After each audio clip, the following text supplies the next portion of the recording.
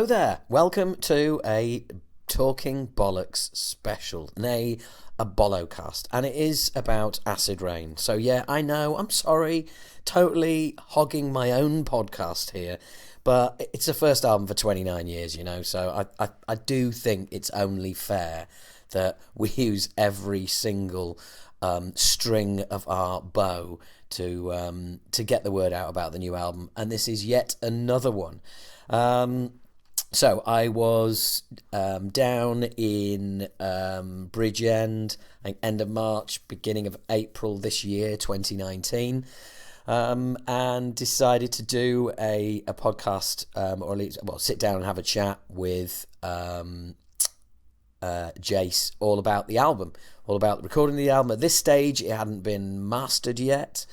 We just got the release date and everything, as you'll hear, and it's just us, chatting about the whole experience, and Jayce, talking about his philosophy and the philosophy behind the production of the album and what we were trying to go for. So I hope this is of interest.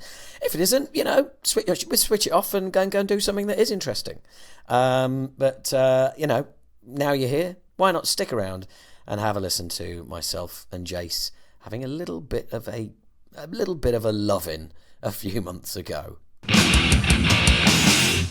Yes, here we are we're in the hotel that's attached to Jayce's studio. Jayce is with me. It is, at the moment, we're about to tick over into April. It's the end of March. Yeah. So I'm not sure when you'll be listening to this, probably when the album's out, which at the moment is slated for the end of September. So 6 months' time. This. Yeah, not far. Do you know what hit me the other day is that it is. We started. I was doing vocals here 6 months ago, mate. Yeah, I know. 6 months. Yeah, it's flown. It's just unbelievable. And then I was talking with Cookie last night, and we were saying that we started writing the album in August 2017. So then we started recording it in August 2018, and it's going to come out September 2019. Yeah, it's just. Yeah. It's bizarre. It's utterly bizarre, but yeah, time has flown. Yeah, I mean, it feels like that just seems to be the process of album making these days. It's life gets in the way unless it's a complete career for you. Yeah. Which it, for many of us, many people, it's never been. Yeah. So I mean, at least we've had, yourself and I have had we've been fortunate enough to have that experience. Yeah, but it's it's a hard thing to keep on top of, really. Like you said, life gets in the way. It does. It really does. But I mean, I had an absolute blast, doing it. I mean, shouldn't have taken that day off. That shouldn't have taken that day off. We were in the groove, weren't we? And it was rolling along. We basically, dear listener, I'd done, I think it was 3 or 4 days on the trot, and we got loads done, and there was only 2 or 3 more songs to do, and had a day off. Yeah. And then, of course, the following day, it just wasn't happening. The voice is gone. Yeah. And it's. I was talking to Eric from Flotsam and Jetsam, and he was saying that days off kill him. Yeah. So he'd rather not have a day off, because your voice just gets conditioned to it. Yeah. And then you have a day off and everything relaxes. And then when you come back to it, it's like, oh. Well, I mean, I gotta say. It was pretty impressive that I think we did about 6 or 7 songs with you all the way through. And I was astonished that you were even keeping it up at that rate. And so, for me, a day off was like, well, let's rest. Yes. And actually what happened was, it's like the vocal cords and everything just went, oh, done. Yes. Yeah. Oh, we're finished, are we? You're absolutely right. We're done. And it's interesting, because we did actually utilise the hoarseness that was in your voice as well on that, mind. That did come in handy, didn't it? I can't remember at the end of which song it was. It might have been The New Low or something. Oh, where it doing the final note. I mean, that is when your voice was going. Yeah. You know, so, and that still has a very eerie, haunting kind of... Yes. Yeah. Almost like a very throaty pig hog kind of... I'll take that as a compliment. It is. You throaty hog, you. Hey, Taylor, great band. That's my side project. Throaty hog. Yeah. So when, I mean, obviously it was a long process, and it was kind of weird because there was, we started recording the drums with Mark, and everybody was in the room. Yeah. And then when Pete did one song, he did the bass for, and we were all there. But then Paul laid everything down, and it was just the two of you. Yeah. And vocals, we just the two of us. Yeah. So, right back at the beginning, did you think it was going to turn out the way that it has? I think it. This is one of these. It felt very much like I was doing one of my own albums, which is I kind of have an idea where I want to go with it, but actually what it sounds like and where it's actually gone, it didn't. No, I guess yes and no. The percussion element of it, yes, I knew where I wanted that to be because I was pretty, introducing the additional toms, which you hear in Hardship and Within the Woods.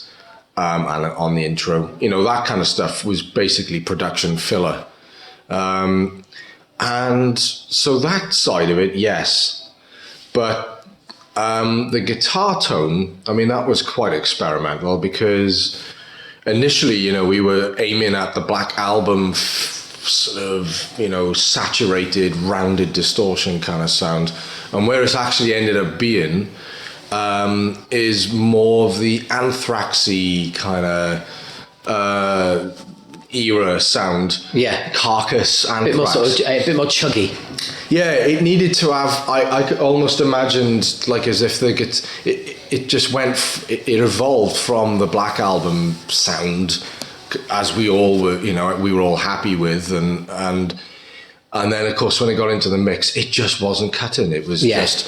Because Paul's playing is like... if you compare Black Album to, like, Justice, they are two very different sounds for two very different reasons. Yeah. And that's the reason, and so, when... when I worked with my friend Chris Clancy, and we sort of working on guitar tone on DIs. That was kind of the order of the day, was to have a guitar tone that sounded far more cutting. I had to EQ it a lot, even from when Chris introduced that guitar. It still needed to be settled in and stuff because the drums are just so big. Yes. So the evolution of the album, it just got, that's the unknown territory. Yeah, so where it is now is not where I thought it was going to be. But I think that where it is, it's important to realize, or for everybody to understand, nothing else sounds like that. It's got its own sound, which is because it's all real, Yes, yeah. I want everybody to feel the real. Yeah. No, I know exactly what you mean. I mean, there's lots of thrash albums that have come out in the last few years and will come out in the future where I've thought, that's great. It sounds heavy and you can hear everything, and it's good. It's quite clearly good and high quality. But there's definitely a kind of samey quality to a lot of stuff coming out. And we just didn't want to fall into that. Well, I tell you what that is. It's because you've got emulation plugins, you've got retriggering, you've got Kemper guitar profiles, and all of that. That's why. And everybody's just picking the same sounds.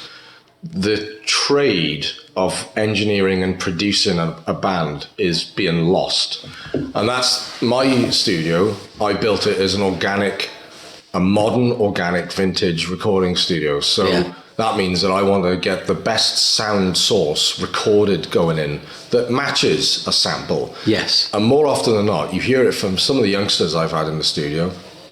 If I'm hitting the overheads, for instance, they're like, oh, that sounds like a Stephen Slate sample.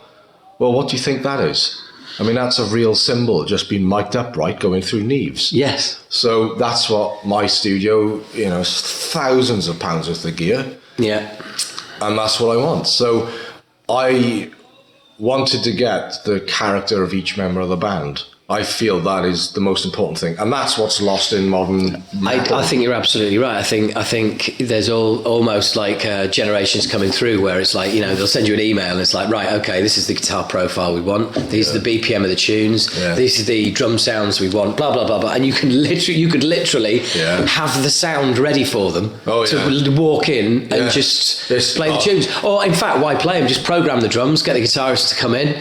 Exactly. Job done. Exactly. I mean, literally, there's like vocals, they still have to be real, but you can obviously auto-tune to fun. It, Not that I used any auto-tune because I have perfect pitch. That's right, no auto-tune was used at all.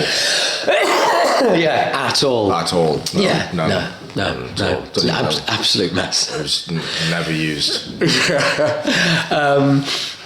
But that's a really important point. That it's and I guess that's kind of sort of why I think I certainly speak for myself that I feel so comfortable recording here. The surroundings of the hotel and the grounds it's got that authentic vintage studio. That's what I wanted sort of feel. Do you know what I mean? It's like it's attached to a big manor hotel and there's these lovely grounds and stuff. And if it's a nice day, you can just go for a little walk or something. Do you know what I mean? And it's that's like like it used to be.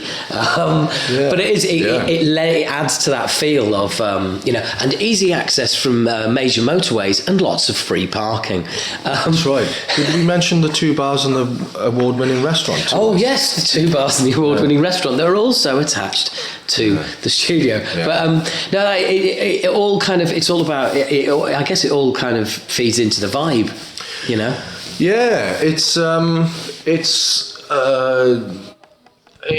I think a lot of people, when they say, this all sounds the same, when people pay reference to albums, monstrous albums, titanic albums, such as like Burn My Eyes and Demanufacture and Carcass Heartworks and loads of, Black Album, and Justice for All, Megadeth, it's because all of that was real. Yes. All of that was real. There's no presets. It's all dialed in. It's all real. Yeah.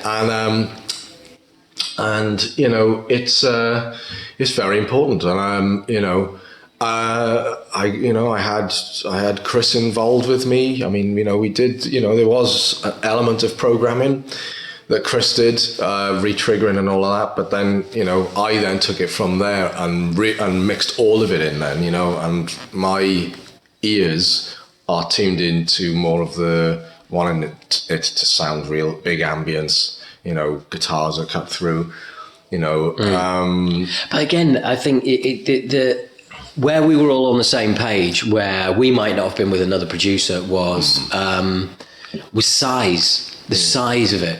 Because for me, a lot, again, just to go back a little bit, and I'm not fucking moaning about modern production, and I hate it. I just think I think that a lot of it is quite lazy. But also, I hate listening to an album and thinking, this sounds great, but this has almost like this has been mixed for earbuds. Do you know what I mean? Yeah. It's been mixed for iTunes, it's been mixed for streaming. I just think, fuck all that. Yeah. Just get a really fucking awesome sound, and size. That's the point, mate. I mean, I had... funny, some of the listeners will know this story already, but I had my phone on shuffle. It was before I went to see Slayer, and for about a week before, I was just listening to constant Slayer, and I had it on my just Slayer songs shuffling, and there was a song off World Painted Blood, and I was like, oh, yeah, that was cool. And then it went into one of the tracks off South of Heaven, and the back-to-back difference in production was shocking. It's like, hang on, and admittedly, okay, South of Heaven, it's a remastered version, but it was like, hang on, how many years older is that, and how much better does it sound? It just blew it away. Absolutely blew it away. Well, I think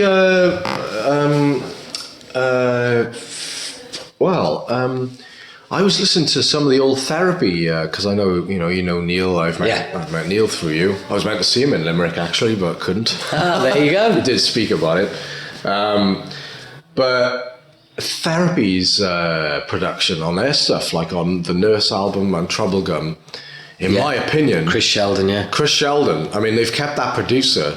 Yes. Well, they've sort of come back to him, right, to the last two albums. But some of the stuff that they did after that, without Chris Sheldon, for me was just like they kind of lost something here, And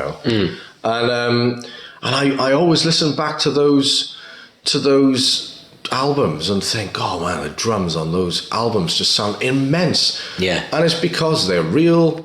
The craftsmanship, the trade of engineering and production was it was its thing at the time, and it's lost. We're in a preset era now, and and complacency and a lack of understanding, and I'm still learning, but I know now that I'm getting, like, I got this guy called Carlos that's in now at the moment. Got the drums in. The drums are programmed, but I wanted the cymbals to be real, so I did all the cymbals real just to glue it. And the guitars, I knew straight away what to do. Just went in there and dialed it in, and now it sounds like a Dimebag Darrell early kill switch engage. And the lad I've got with me now, Abe, is like, oh my god, and I'm like, well, this is how it should be. This is real. And I think, again, like I said, that's what sort of drew us to working with you, and also after we did The Man Who Became Himself together, which was a project that was fraught with difficulties. But we still came out of that process with such a positive vibe of working with you.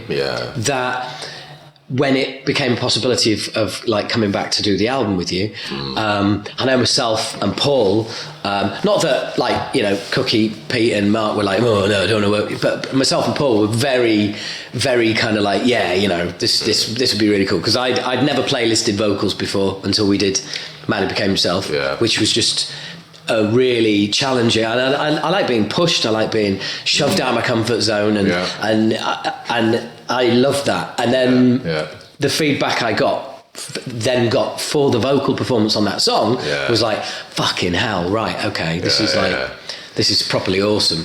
I mean, I think the fortunate thing is with myself being a producer, being in that position now, is that I can play all the instruments. Exactly. And I'm a singer as well. I like to think I am. Same here, mate. Oh, right. Yeah. Oh, well. The Nearly Singers Club. Get in there. We're getting it. The Nearly Singers Club. And so, I can change my hats pretty easly. And your vocals, I mean, there was at times it was just reminding me of Tom Araya a lot. There was moments of Slayer. There's also, and it probably is offensive even saying this, there's also, you're in that range of the Offspring singer from time to time. Oh my God, right, okay, yeah, I there is hate that. Them. But the thing is, the kings of corporate punk, yeah. I don't like them, but as soon as I started getting that picture of what you were able to do, you could push it. I could push it. And for me, you were more of the higher end of like a Phil Anselmo kind of thing. And that's where the grit and holding out your notes came from. Yes. Yeah.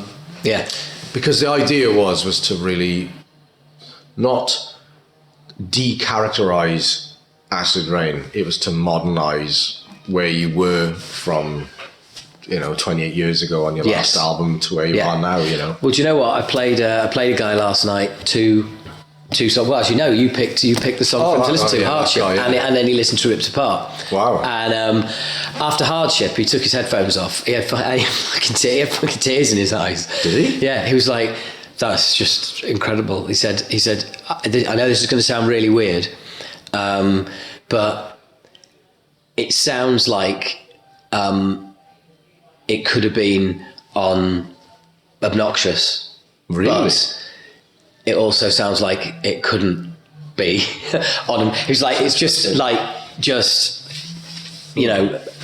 clearly Acid Rain. Yeah, good. But good. A modern, updated, contemporary, relevant version, which is what we were always going for. Relevant, it's very important. Yeah. Well, the thing is as well as having an old school fan base, and I think some old school fans want everything still to be old school. So it's like, you better have you should have old school production. And it's like, look, it's just not possible, and B, why would you? Do you know what I mean? Are you riding around in a horse and cart? No, you fucking not. Do you know what I mean? How old school do you want to go? But it's all very well telling a band to keep it old school and make it sound like the 80s. Meanwhile, you're not doing that in your life. Do you know what I mean? Yeah, it's like you've got to constantly move with the times, but by the same token, always wanted to have something that I always wanted to have something that people would be able to say, that's not off a production line, which a lot of production sounds like now. It's not off a production line. That's a bespoke production. Nothing else sounds like that. That's exactly. I want people to like, that is the captured era and moment of that album. It's not a preset. It's nothing like that. It is real. It was carved and crafted for how the band, for me, how it all felt in the studio. Like I said, it even evolved. The idea was to get these Black Album guitars. By the time I did the drum production, they just didn't weigh up. They just sounded very POD, kind of alive, rounded, saturated guitars, very Howard Benson. And just lacking that cutting edge. It just didn't cut. Because they were now battling against huge drums. A huge wall of drums, yes, that huge wall of Jackson drums. With the unnecessary tom. Well, this is that may or may not be a relevant joke. I don't know. I know this is kind of an awkward question, but I think well, go ahead. What's your, at the moment, because I would imagine that it changes, because it does for me, but maybe it doesn't. What's your favourite song? Within the Woods. Really? Yeah. Boom, no problem. Yeah. Within the Woods. I would say, Hardship and Within the Woods for me.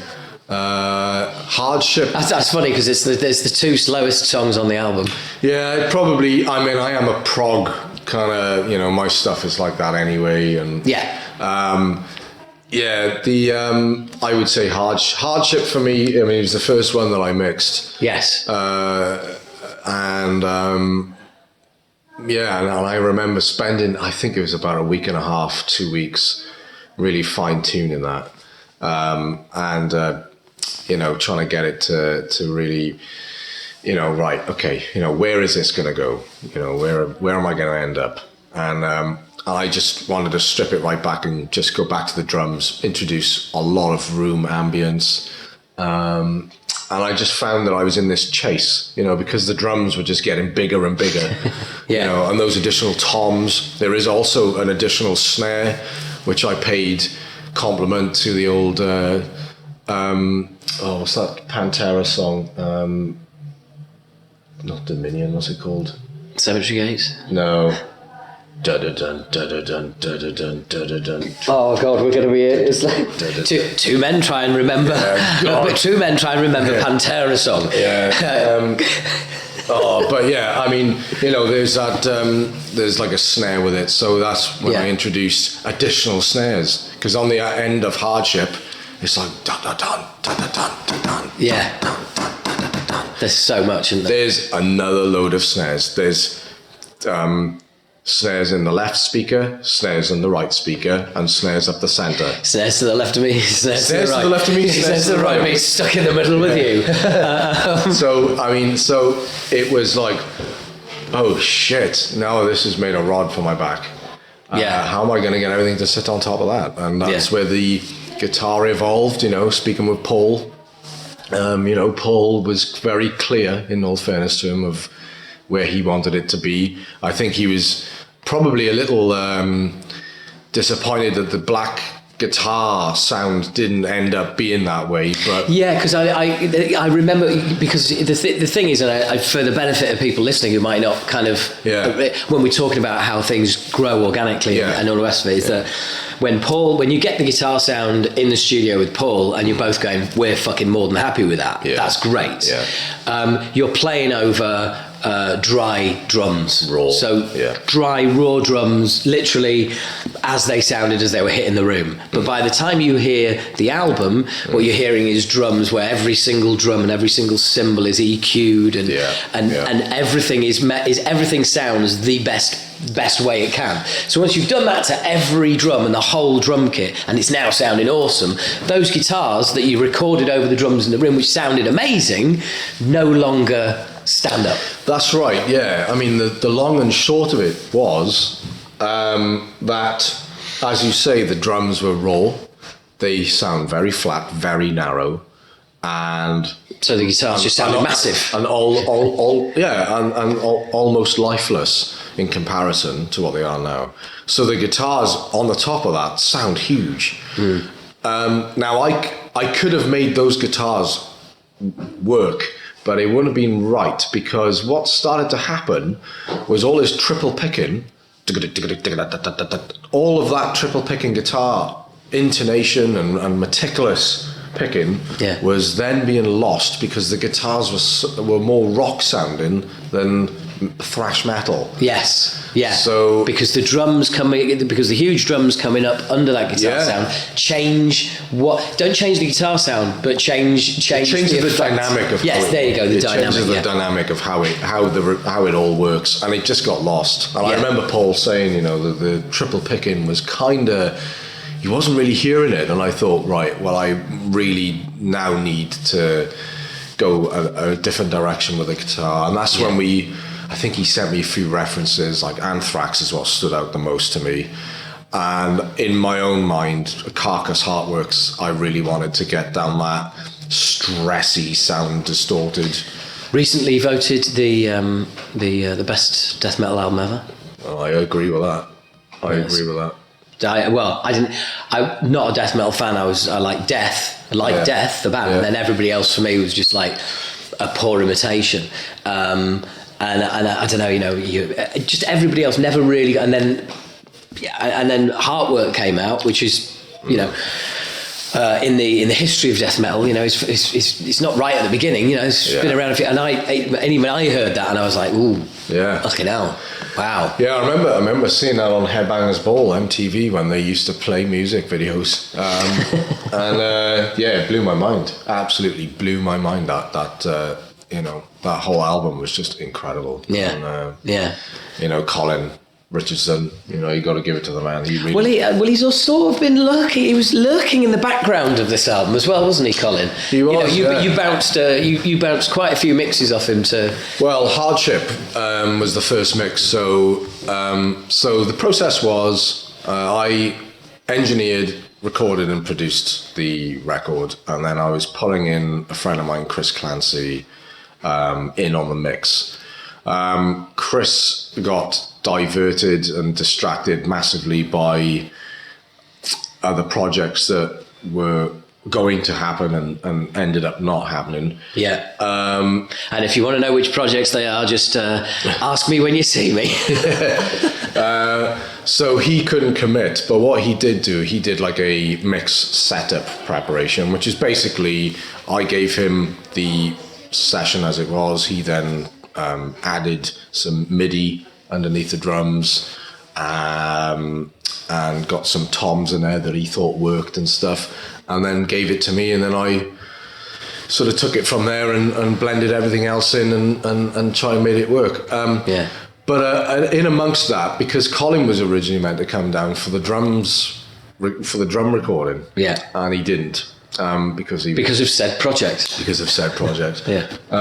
And so what Colin did do was allow me to bounce off a mix off him on email, and he would say, add a bit of 3K here, try a bit of 60 hertz here and there. And he was also very paramount for that signature of hardship.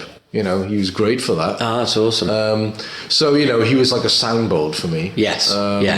Which I think is. I read a comment from Russ Russell the other day, and he said the thing I love about mixing on my own is just being in a song and absolutely lost in it, consumed in it, and creating it. The thing I hate about mixing on my own is there's no one to turn to and go, how fucking cool does that sound? Wow. And I kind of, it's almost like I get where do you know what I mean? Where you do all this stuff, and it's like, well, you don't want to send it. You kind of don't want to send it to us, which I completely understand, because it's not finished yet. But you need to get a kind of sounding from somebody you need a trained ear. You need a trained ear that can translate the changes instead of Mark Palmer Nuclear Blast. Oh God.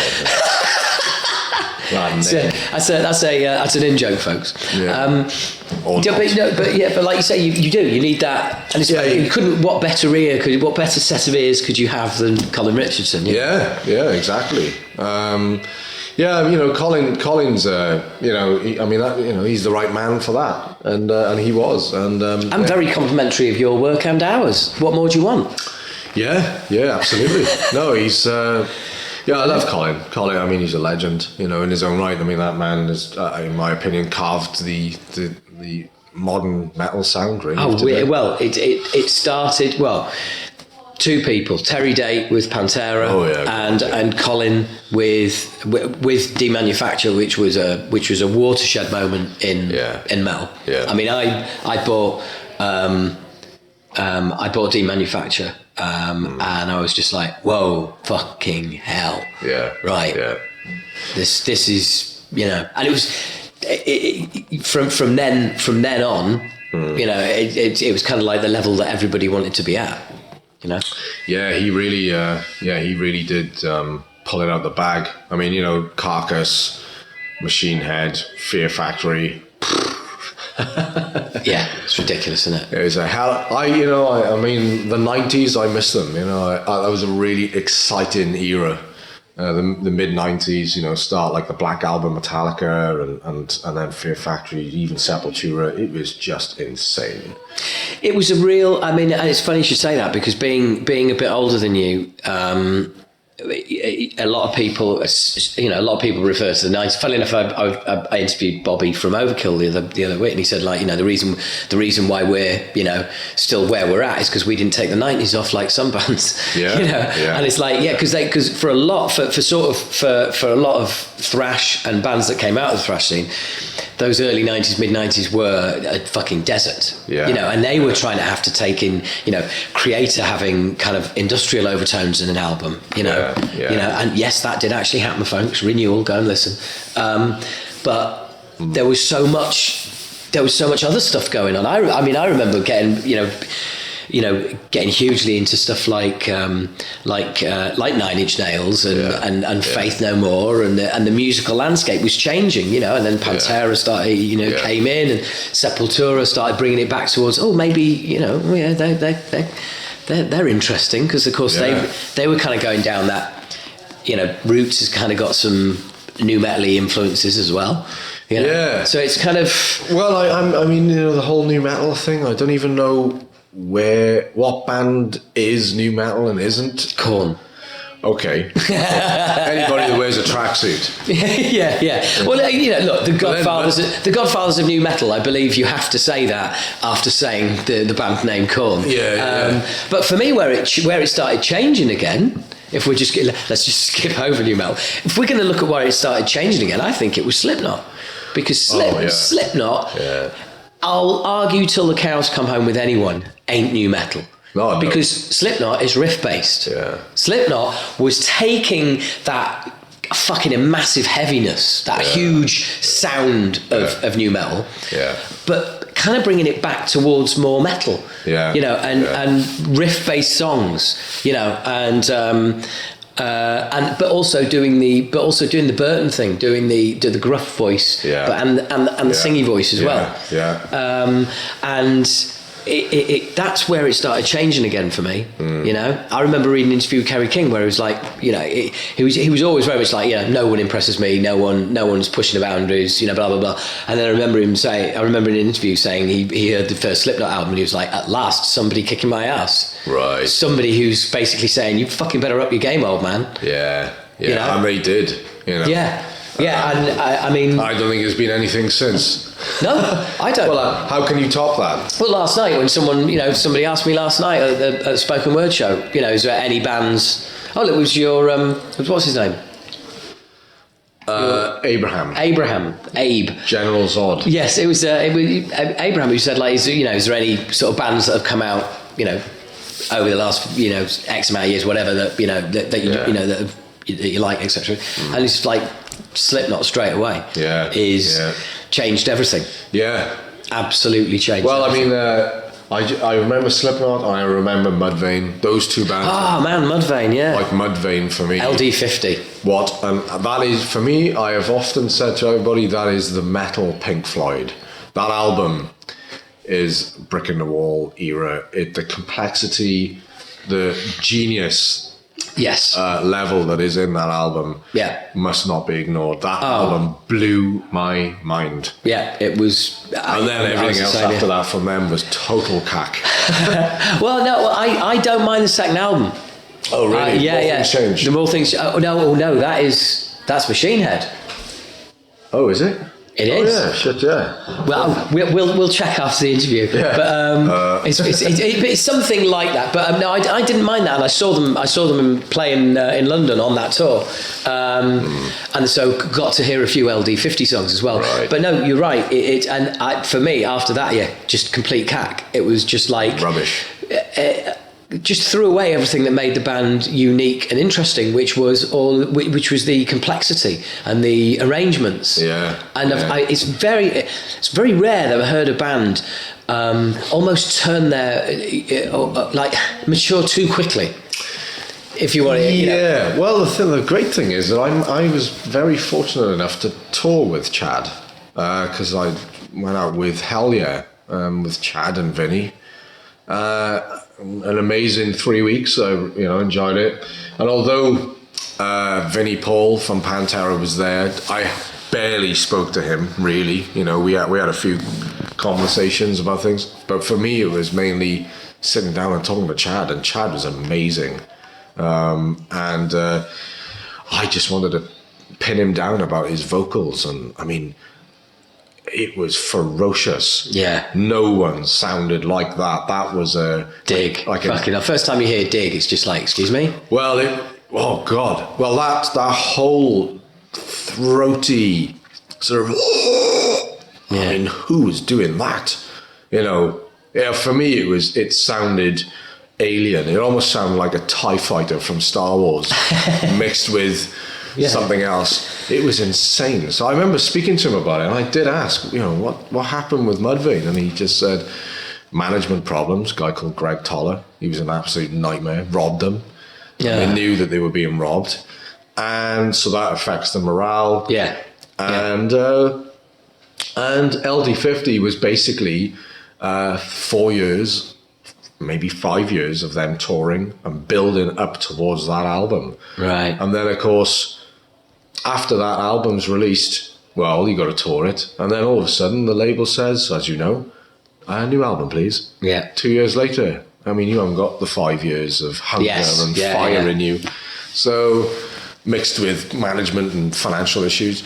So it's a sad, sad thing, but you can see the whole thing change from album to album. The one band that I was a huge fan and wasn't I've never done that before. I was a huge fan of them 1 minute and then couldn't stand the other album. Well, funnily enough, when we finish the interview, I'm straight onto the M4 and back to London, and I'm going to listen to LD50 and the second album, whose title should be confirmed later, in the car.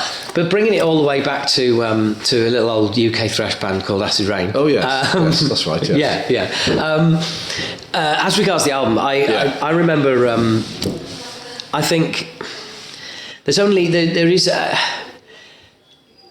one vocal line or one melody line on the whole album where that we completely changed. Some modified, like for instance the chorus in the New Low, hate you, can't face you, you can't live without you. It didn't go like that originally. No. It's like it went up and then it went down, and you were like, no, up and then up again. Yeah. It's like, right, okay, fine. I don't know what the fuck I'm doing. It just sounded good to me at the time. But there was lots of tweaks and stuff like that, which I love. I love getting involved in the collaborative nature of vocals. I don't know if that's me taking the pressure off myself, right? By going, it's a collaborative thing. It's a team effort. Doing the vocals, so it kind of takes a bit of weight off your shoulders because it is the forefront of any band. You're called the lead singer, the front man. It's all about and vocals can make or break what people think of an album.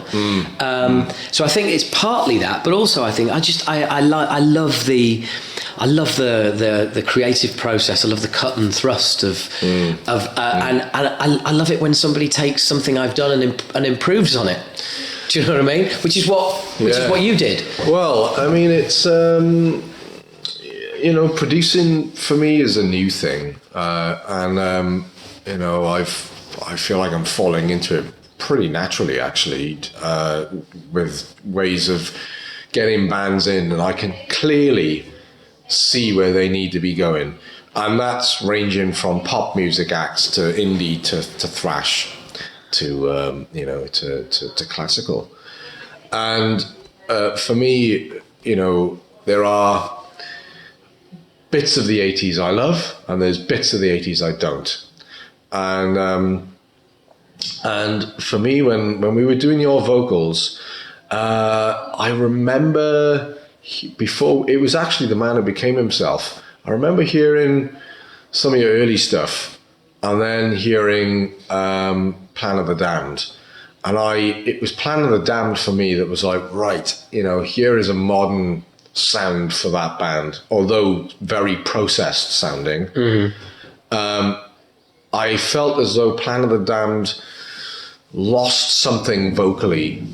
The jump from the original to where you were on Plan of the Damned for me was a very, very obvious kind of... it's a linear kind of... Yeah, it was very weird. And I couldn't quite put my finger on it.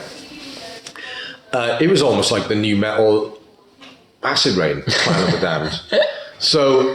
getting you in the studio, and when we were doing The Man Who Became Himself, I got it. It was the first thing you were doing. I got it straight away. It just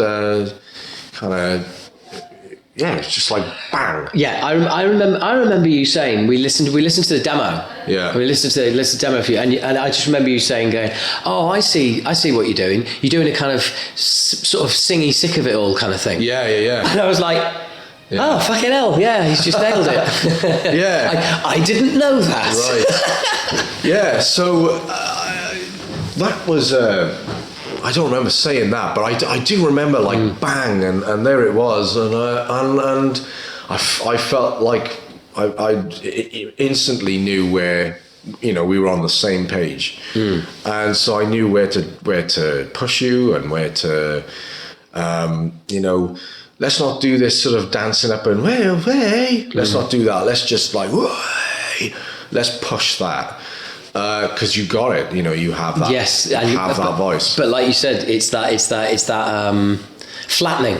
That's what we called it. It was that holding out, hold and push. Doing it at the right time. Hold and push. And that for me was I felt then that was kind of like the starting of a new era of Acid Rain in terms of vocally. Yeah. Which I think is then evolved on the album. Oh, very much so, yeah. I mean, I couldn't wait to come in, and I was, yeah. I mean, I remember at the time. I don't know if I wouldn't say I was nervous, but there's a certain amount of pressure kicking around that this is right. Here we go. Yeah. We're going into something pretty fucking big. Yeah. And it's easy to forget that 6 months later. Yeah. It's easy to forget that. Yeah. But I just remember being completely happy, putting myself in your hands, and before each song we'd say, right, okay, so how does this go, and what goes where, and and all the rest of it. Yeah. And I remember having listened to the demo version or something like that. And the only thing on the whole album that completely changed was the verse melody line in New Age Narcissist. Remind me what. That's the I've heard all the news. All the views. That's right. Yeah. Don't look at me. Oh, you're gonna lose. Yeah. It was completely different. It was a singy. Oh, was it really? Yes. Oh, yes, it was. Yeah. Yeah. Shit. And I was like, and you were like, no. I'm not loving that, Howard. And I'm like, that's right, okay. That's right. But again, it's like, right, okay. So let's have a discussion about it. Yeah. And I think your point, and funnily enough, Cookie had been saying this like from the day dot. Yeah. And I'll always give him credit on that point, where it was kind of like, no, it's like you're singing all over that bit, and then you sing all over the next bit, and then you sing all over, and it's like, now what we did with it, because we chopped it down, it's great, because you've basically got the riff poking in and out of what's going on, and I'm working with the riff instead of blanketing it with a melody line, and it just means that the two work together. You know what? None of it ever felt difficult. It didn't. It was just like, it appears that I'm becoming renowned. I saw Cosmic Ninja, a band that had just been in my studio, had done their EP, and they put in an interview lately that I was just like cut and dry, direct. No, that's crap. I don't think that's going to work. Try this. And thankfully, they paid me the sort of compliment to even explore it and not even challenge, and then they just loved it. Yeah. Now that was not to say that I'm always right, but it does appear that the very first impression I get seems to be the one that seems to, where I get this outside perspective looking in on your world. Yeah. And I'm able to say, no, I don't think that's great. I think it's shit. Let's try something else. I remember doing, I can't remember what it was, but I remember doing one thing, and I remember you going, like, let me get 2 or 3 lines in and going, I remember being in the booth and you're like, I'm really not sure about this, mate.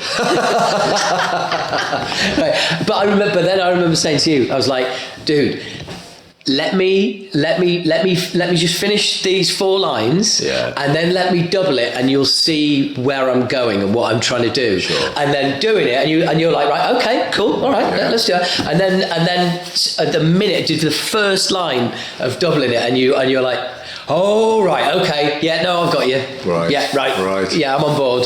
Oh, yeah, good. Oh, cool. Got you. Or right now, well, how about this? And I love that when you start out with one idea, and someone says, no. What about this idea? And then you go, oh no, and then you both kind of go, oh, hang on. Yeah. And you end up with, like, you had one idea, then you had number 2 idea, and you end up going with number 3 idea, which wouldn't have happened without 1 and 2. Oh, well, exactly. That journey of, I've got that same relationship with Burton, That's Burton. Cliff Burton via Seance. Cliff Burton, yeah. Tim Burton, I think. Tim Burton. Of course, he meets Burton Seabell kids.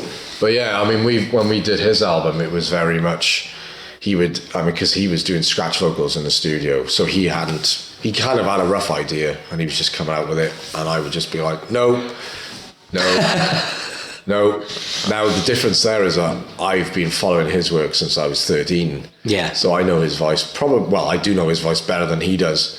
So I'd be like, no. And then he's like, what? And I was almost dialing in his melody in places. And eventually he'd come around to and say, oh no, that's right. And I'm like, well, of course it's bloody right. But we've just wasted 2 hours trying to find what I originally suggested in the fucking first place. Yeah. But I enjoy that journey. Oh, yeah. And there's sometimes that Burton said, no, I want to stick with this. Just give me a chance to show you what I'm doing. Yes. Yeah. And then he would do it very much like what you did. And then you'd still go, no, fucking no. No, actually, then I'm like, But the good thing is, the process of that is like, prove it to me. Prove that it's good. Exactly. Well, and then the thing is as well is like, you're forcing me to test the strength of my own ideas. Yeah. You know, we're refereeing it's strength testing. Yeah. You know, well, does it work? You know, is what you're doing there, is it benefiting the song? You know, is it worthwhile? And sometimes as well, I think, especially vocally, there's a tendency to do the vocals, and they go, yeah, right, okay, and then it's like they say it in sales a lot, that one of the worst things a salesman can do is don't keep selling once you've closed. And it's the same thing about don't keep doing vocals once you've finished the vocals. Yeah. Don't go, oh, what about a little bit here, or I could do a little line under that, or I could do a high. And it's like, just settle the fuck down. Yeah. You're done. I agree. No, you know? I agree. Yeah, it was.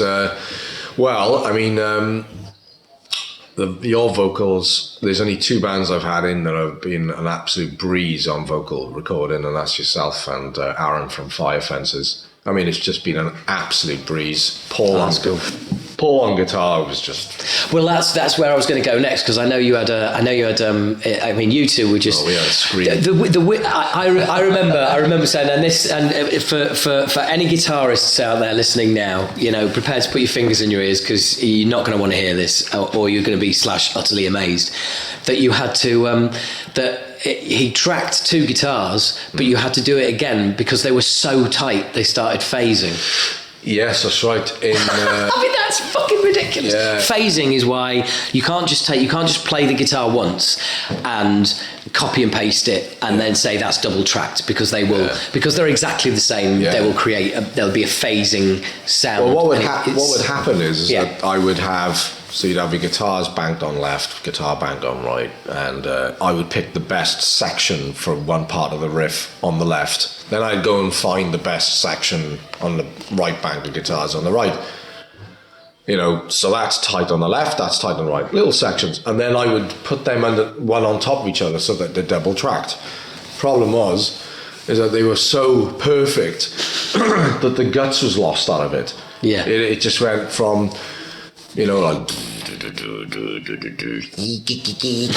it just went really thin. It was just so close. Not to the point of phase cancellation, but so on top, so in perfect tune with each other that the guts of the guitar went. Yeah. So I had to even think around that. So I had to get one that was not so great and put that with the one that was brilliant. Yeah. And then that worked. But Paul's guitar playing, phenomenal. Absolutely phenomenal. So easy. I think that's why we had such a laugh. It was just like, well, yeah, I know what I'm doing. You know what you do. Let's do that, which is obviously easy, and then have a laugh, you know. And that very much sounds like kind of experience we had as well. But it was exactly so. But it comes from, you know what you're fucking doing. You've got to know. I mean, it's like, you know, there's no mistake in that. I mean, the reason why, well, one of the reasons, A, Paul is a brilliant guitarist, but B, phenomenal. He'd already recorded the whole album at home. Well, this is using the raw drum tracks that I could record. He was persistent on when I had edited the drums. When I edited the drums 90% in time, getting them really on the grid, getting them really tightened up. He was like, please send them to me so that I can record and make sure everything I'm doing is perfect. So his method of pre-production, or even his intent for pre-production, even at that stage, was that impressive. Because I haven't really had that from many bands, if any, actually, except for Fire Fences, probably. He knew his shit. So when he came in, it was bang, bang, bang, one song after another, bang, bang, bang. He knew straight away. Very rarely did I ever step in and say, I'm not so sure about that. Yeah. Except for the intro, there's one part there. There's like a real sort of chuggy sort of, which I really wanted to be Black Album Metallica.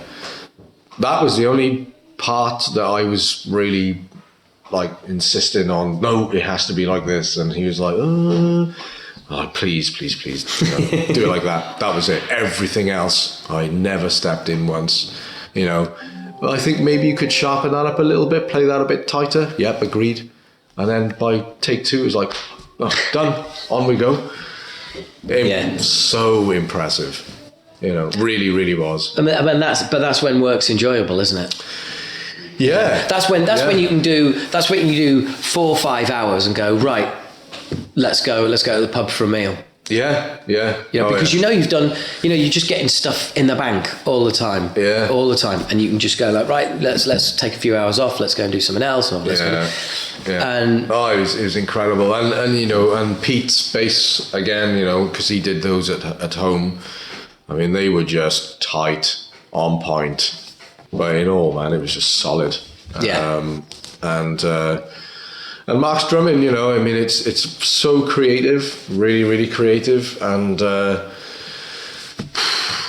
it all works. It just all works. And, with all of that going on, for there to be enough room to be able to add a production value to it, But I think that's the challenge with thrash metal, really, as a as a genre. Yeah.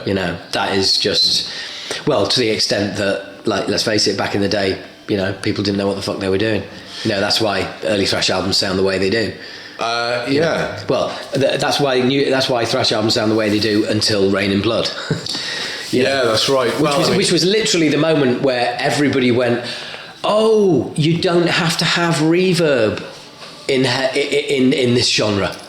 Because of course thrash grew out of heavy metal, and heavy metal back then was, there was reverb on the vocals, there's reverb on the drums, there's it's everywhere. And I think that was kind of like a watershed moment with Rain and Blood, where it was just like, oh right, okay, you can just fucking. Well, it's direct, I mean, when you're washing it with all of that. I think what Rain and Blood did was just turn thrash into it was almost cinematic. And I think I was wanting to do the same with Acid Rain. I wanted it to be cinematic. Well, do you know what? That brings us beautifully to a close, because we've just, like you said, like Rain in Blood, finishing with, for me, the greatest thrash album of all time, is absolutely perfect. I now have some questions from patrons about the experience of recording with the band. But for now, Jayce, as always, thank you very much. Thank you. And there you have it. That is the two. It's kind of weird for me listening back to that as well. Some of it I remember, some I don't. But now you've all heard it. Hopefully, you know that we weren't talking utter shit. But maybe you disagree. Who knows? And indeed, who cares? So anyway, guys, that's the end of this special. There will be more, as always. If you're not a subscriber, then please do subscribe to Talking Bollocks. It's all right. Honestly, it's genuinely, it's all right. And you can always nip over to patreon.com/Howard H. Smith. Sign up there for all of the behind-the-scenes goings-on of the podcast and of the band and all sorts of bits and pieces. So anyway, thank you very much for listening to this.